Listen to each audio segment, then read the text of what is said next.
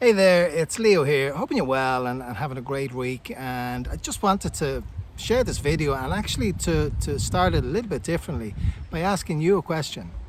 And that question is, are you happy? No, are you really happy? It's a really straightforward question, but it's something I don't think we stop and think about really nearly enough, to be quite honest.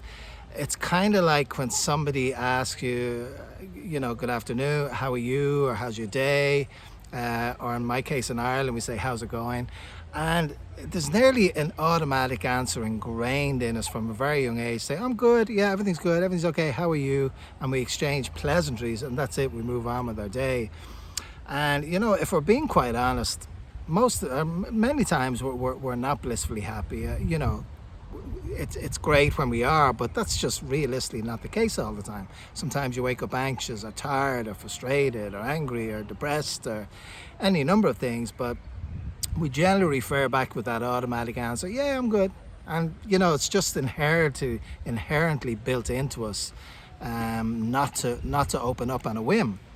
And to me, it relates very much to really, looking inwardly and saying, am I happy with my life?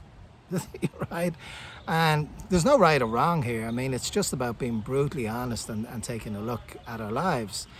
And where I'm coming at with this, I like to think a little bit philosophically. And if I think of a typical day, there are 24 hours in a day, right? And if you break that down, I mean, typically your work and sleep take up most of the day in a traditional life.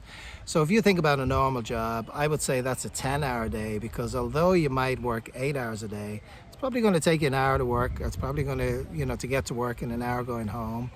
Or in my case, in my previous job, another 2 hours when I get home and I'm still on the damn work phone answering emails. So let's say 10 hours a day. If we're lucky, we get a full 8 hours sleep, maybe 6 to 8 hours. So already we're up to like 18 hours a day that have been taken up by two things, work and sleep. Doesn't leave us with a whole lot, right? We're left with 6 hours, and then that's to juggle a family life, running around, kids, drop-offs, dropping the kids to different events and different things, cooking dinner, whatever it might be. If you really take a look at it, it doesn't leave a whole lot of time for anything else. Ultimately, the things that we love to do. Now, to me, that just seems out of whack. And why is it not structured differently? From a very early age, that's how it was. We finished school, we're expected to go out and get a job, start making a living, start paying the bills, and that's what's needed to function, right? But to me, the balance is just all wrong. And those of you who've been following, and thank you for following me on YouTube and following my journey, you'll know a little bit that I just questioned that for the last number of years, and I was doggedly determined to find an alternative. And without going into it and boring you with the details, I was that person stuck in the rat race. Literally in 2014, I was a semi-workaholic, not by choice. My motto is to work to live, not to live to work. I've always enjoyed my work, but it's not what I was put on this earth to do. But I was in a corporate job. The lifestyle was amazing. I was able to buy and pay for my own home before a mortgage was paid off by the time I was 40. I owned a Ferrari in mid 40s, so I had nice things. I wasn't happy.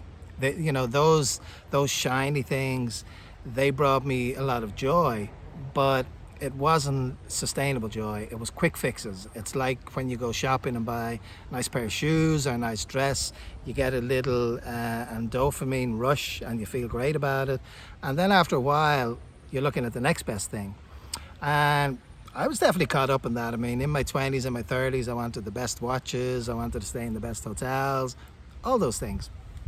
It's okay. It's part of, society to want nice things. And I'm all for that. But I really just got to a point of saying, I've had enough of this. I mean, my quality of life was getting lower and lower. The more I was moving up in the corporate world, the worse my quality of life was getting. I mean, just wasn't adding up. And as I say, I was on a quest, and I found what I thought was going to be the solution to that last year, 2020. And I mean, think about that. 2020, we were all dealing with the pandemic and lockdowns. In the middle of lockdown, my light bulb went off, and I found the answer. And as you probably well know, that was in the form of becoming, first of all, learning, steep learning curve, but in becoming an online marketer. And listen, I was terrified getting into it. I had zero background. I came up in the corporate world. I thought the online world was for the new kids coming up. I thought it was far too old at 52. I had little to no, limited computer skills.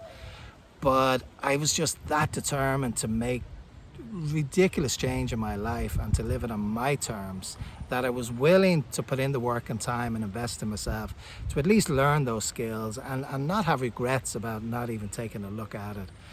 And boy, am I glad I did it, because I'm sitting here on a Friday afternoon. It's June 18th. It's a little after midday.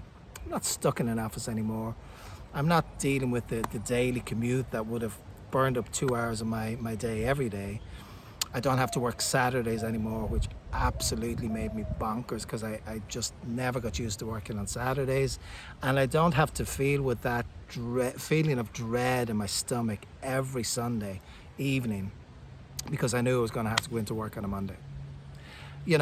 Anything and everything I hope to achieve by this dream to become an online marketer, it's ticked all of those boxes.